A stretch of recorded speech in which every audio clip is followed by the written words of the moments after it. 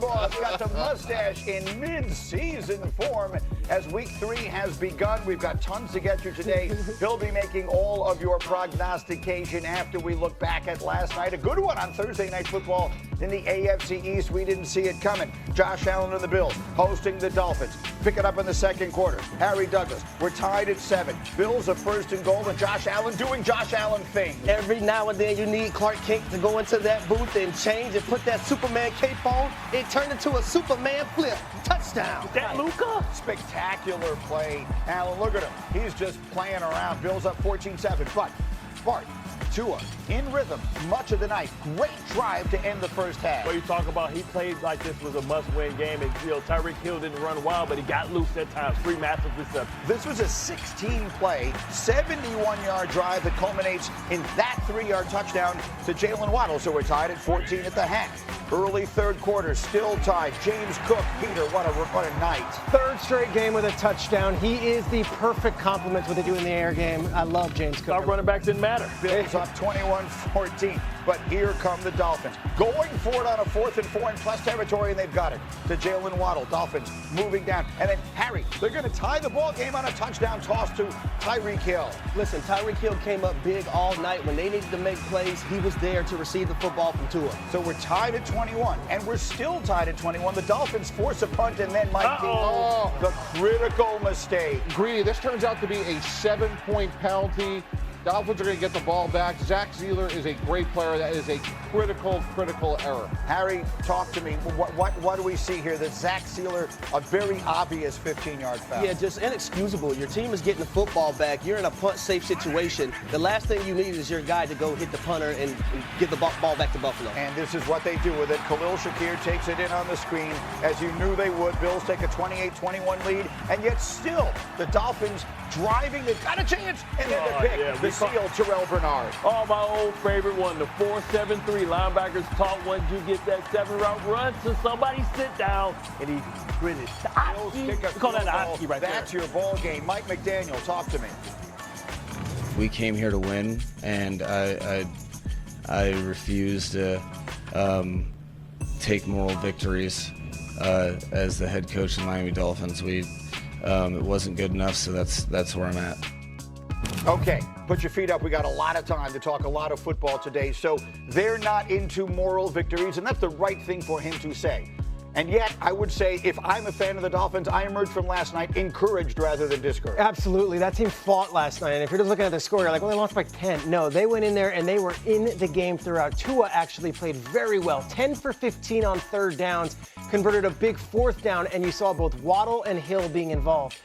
The issue, like it was last week, they played to the very end, a back-breaking interception, which is so unlike Tua if you look at the start of his career where it's all about protecting the ball.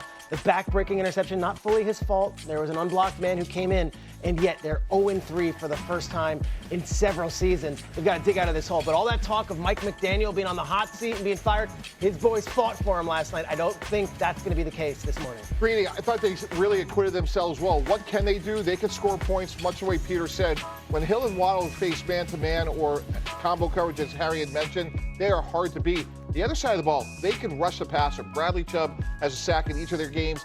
Their secondary is decimated. I'm not making excuses, but when you're missing at least 2 of your best corners, it is hard to hold up. Okay, so Bart is playing his mini violin. No one's crying. And he's got his resting linebacker face, as I always describe it. What do we think? The Dolphins now have like 13, whatever it is, however many days a week from Monday is from now. That's the next time we will see them against the Jets. I mean, this is a week-to-week league, and yes, they fought hard, and you expect them to fight hard. It's a divisional opponent on a primetime spot. You expect them to show up. So they did what they were supposed to, but what they didn't do was find a way to win. And at the end of the day, this is a results business, and this is a week-to-week league. Yeah, you're going to commend them, give them a pat on the back that they went against what some people at this table think is the best team in the AFC. But, next week they go against the Jets. They lose that one. Inexcusable.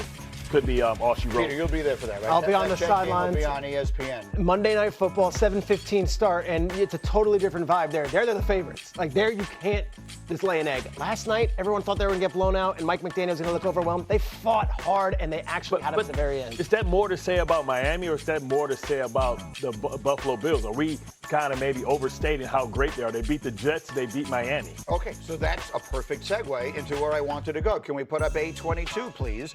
The Buffalo Bills, and I keep pointing this out, are projected to win every game they play this season. This is their schedule over the. You're talking about games that you think they should easily win. Well, find me the game on there. You're saying to yourself, up until they get to that annual showdown with Kansas City, and we'll see where the Chiefs are there. The Bills are going to run away and hide, Bart Scott. Well, those dirty birds, don't sleep on those dirty birds right there. They can score with anybody, and now they have a pass rush. Listen, I don't put that past them, but listen, we understand it's about, you can win the battle, but do you win the war? Right, and that, ultimately it's about, we're judging the Bills on it. Can they win a championship? Right? Can they take that next step? And they're heavily flawed, right? And most teams are.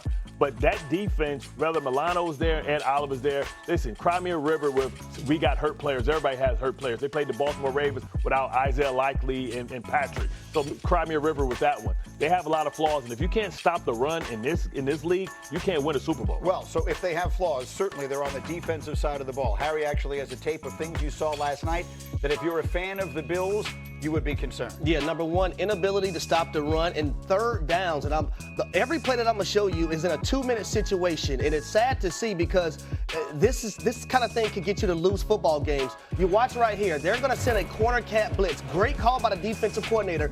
You're gonna have a free runner at Tua Tagovailoa. He should be able to tackle him, and the defense should be able to get off the field. The ball should be back to Josh Allen. Watch this. Forward tackling.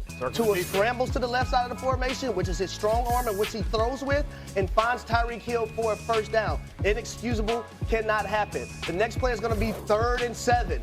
Mentioned 3rd and 7, another third down situation. Hey, you got to find a way to get Tua down. He's not a dual threat quarterback. Tua scrambles, look at all the green grass in front of him, picks up the first down again. And then the last play just blew my mind. This is 3rd and 10. Tyreek Hill is lined up at number 3.